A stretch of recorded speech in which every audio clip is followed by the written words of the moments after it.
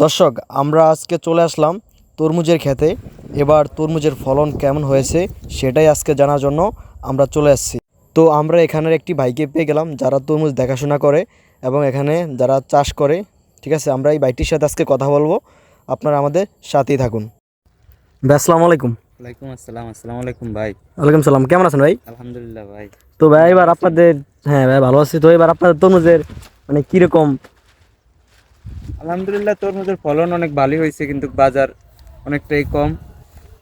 তো আশাবাদী ইনশাল্লাহ কিছু পাওয়ার, সামনের দিকে কিছু পাওয়ার আশা করতেছি।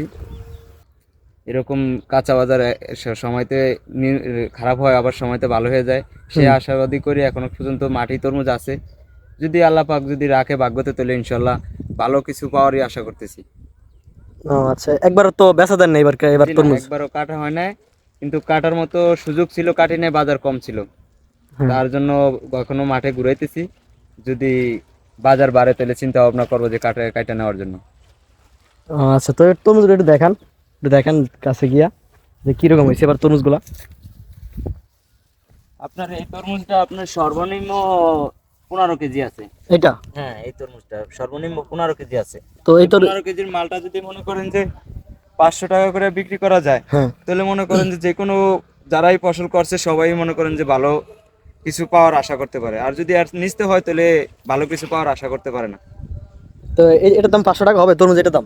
হ্যাঁ, 15 কেজির মালটা সর্বনিম্ন 500 টাকা বিক্রি করতেই হবে, না হলে কোনো খেতালাই বাইসে থাকবে না, সবাই লসে থাকবে। তো এবার কি মানে একটু যারাই তরমুজ করছে এবার সবাই কি এবার মানে একটু লাভের দিক দিয়ে থাকবে?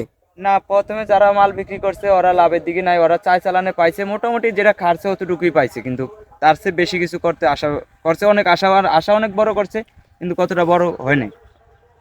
ও কিন্তু আচ্ছা। এখন যাদের মাঠে আছে, এখন মালের দাম বাড়ছে, এখন যারা মাঠে আছে ওদেরই আশাবাদী, ওরাই পাওয়ার কিছু। এখন যাক দেখা যাক যাক, সেটা আল্লাহ পাকের ইচ্ছা। আল্লাহ পাক যদি আবহাওয়া ভালো থাকে তাহলে কিছু পাইতে পারে। যাক, যেহেতু রমজান মাস, সবাই মানে রমজান মাসে একটু তরমুজের ইয়াটা থাকে, চাহিদাটা থাকে বেশি। হ্যাঁ, রমজান মাসের তরমুজের চাহিদাটা বেশি থাকে, তো সেই পরিমাণ বাজার নেই। হ্যাঁ, সেটাও কথা। তো ভাইয়া এটাই জানার ছিল আমরা তো। ঠিক আছে ভাইয়া, ভালো থাকবেন, হ্যাঁ। ওকে ভাই, আল্লাহ ওকে হাফেজ। ভাই, আল্লাহ হাফিজ।